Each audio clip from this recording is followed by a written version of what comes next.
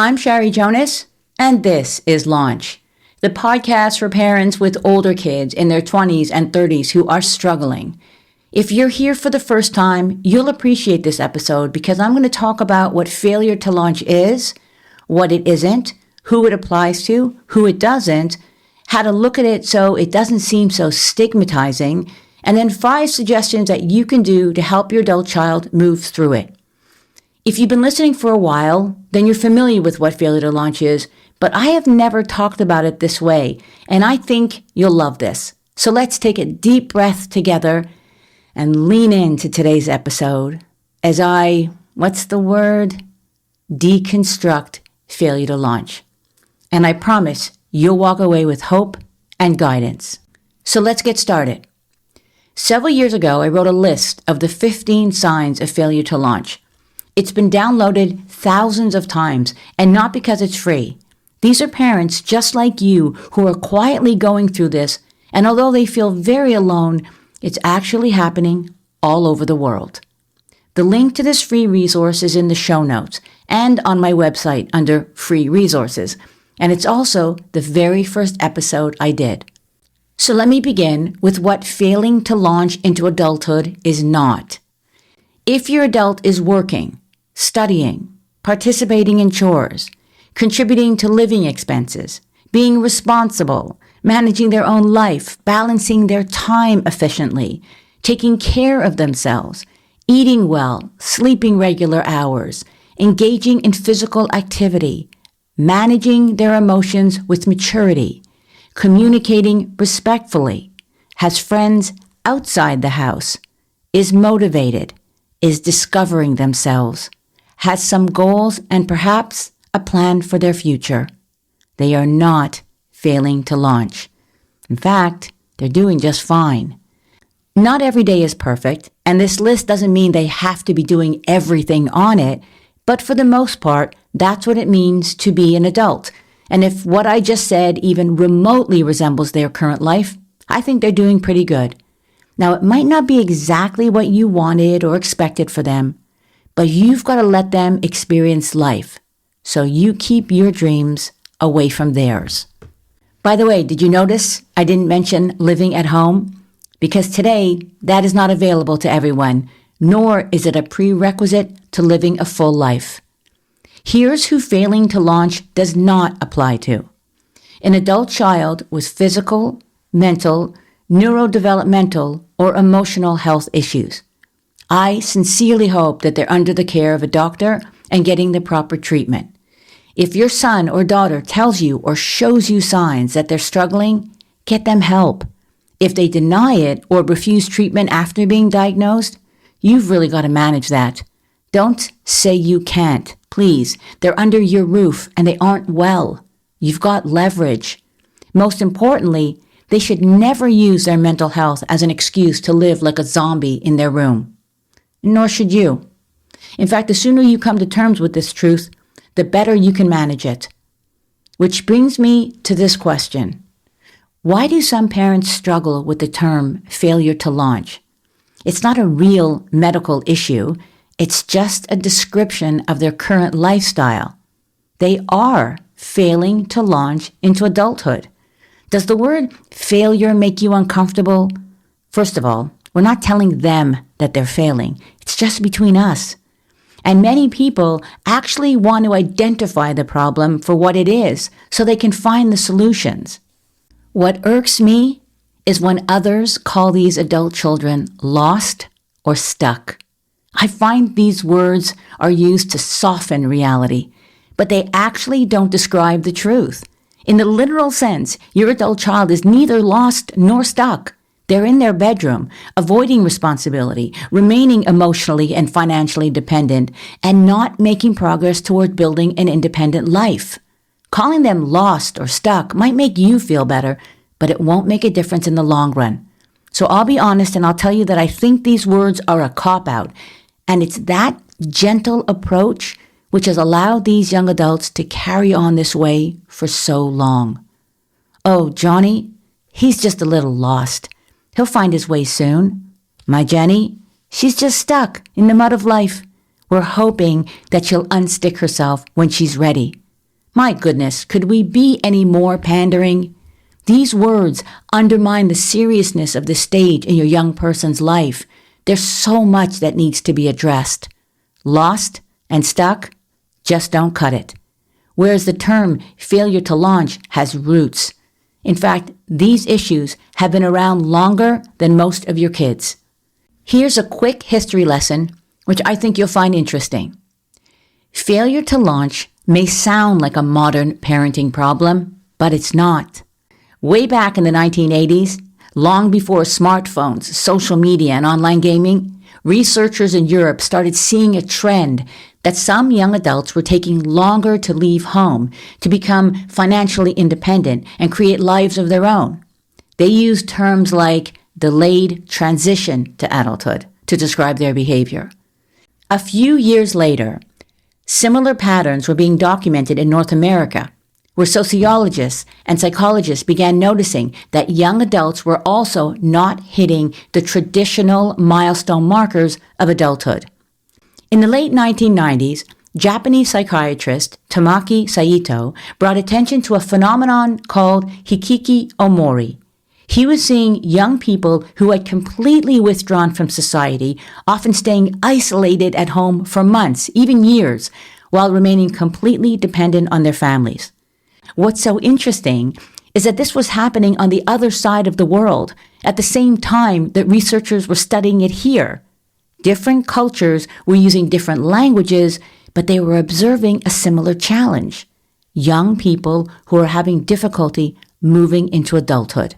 In 2000, psychologist Jeffrey Arnett introduced the term emerging adults to describe the period between adolescence and adulthood, roughly ages 18 to 29. He stated that many young people were taking longer to establish careers, relationships, and independence, and viewed this as a normal stage of exploration and self-discovery. However, this is an important distinction. An emerging adult is figuring things out, maybe even changing directions. It's a period of self-exploration, but they are heading toward independence. Whereas failure to launch describes a young adult whose progress has stalled. They aren't emerging. They're not exploring careers, traveling the world, trying new things, or actively in search of themselves. They're often doing the exact opposite. They're withdrawing, avoiding responsibility, remaining financially dependent, and putting adulthood on hold. Emerging adults are not failing to launch. After the 2006 movie starring Matthew McConaughey and Sarah Jessica Parker, the phrase failure to launch became much more widely recognized in pop culture. The movie introduced the idea of young adults who were comfortable staying dependent on their parents, not being responsible, and had little motivation to build an independent life of their own. In more recent years, Dr. Mark McConville has contributed significantly to this issue.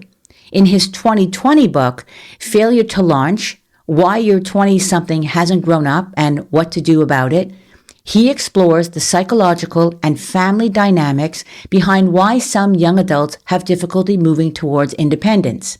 In fact, I'm actually having Dr. McConville join me on the podcast next month to dive deeper into why this happens and what parents need to understand to help their young adults move forward. I hope you're a subscriber to Launch so you won't miss the episode when it drops. So here's the takeaway.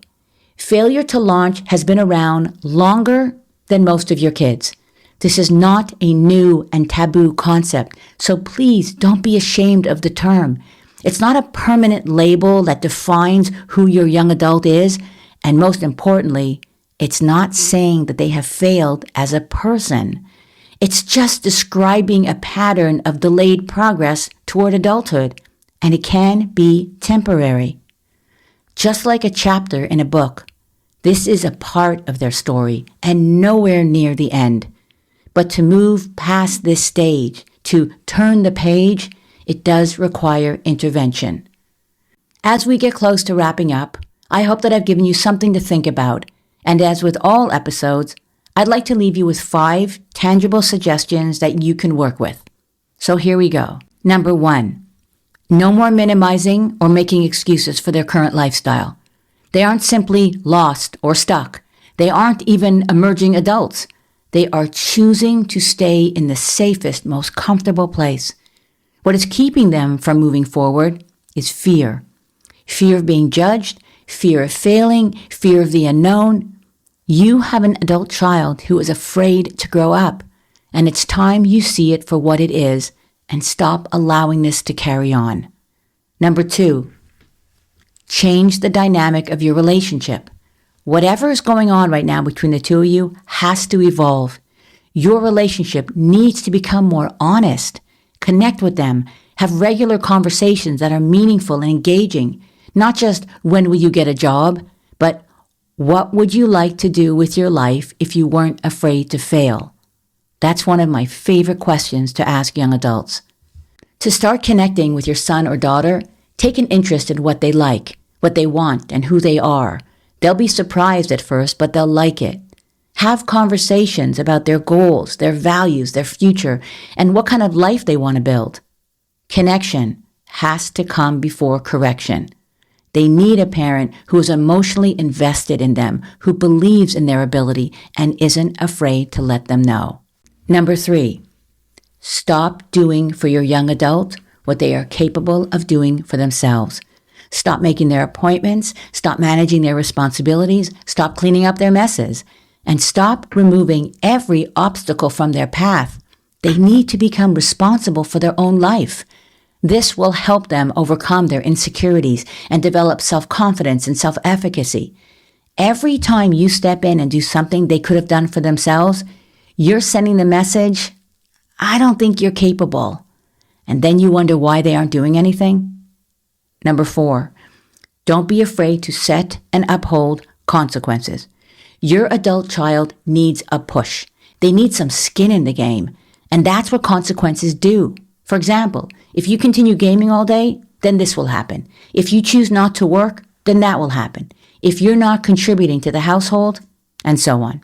Consequences, my friend, are not punishments. They help your young adult understand that their choices have outcomes. Being an adult is full of them. Your job is to not make life easier so they never struggle.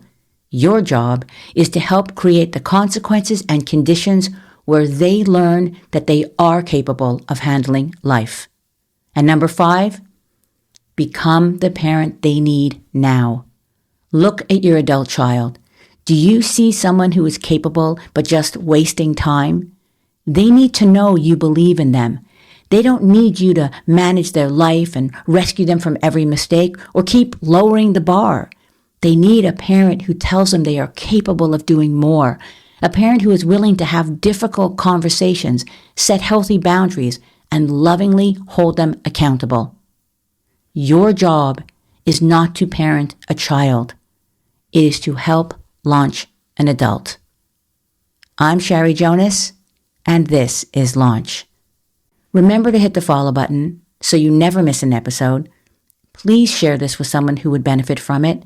And if you really do love listening to Launch, leaving a review really helps us to get in front of more parents who also want to help their adults grow. As always, thank you for being here.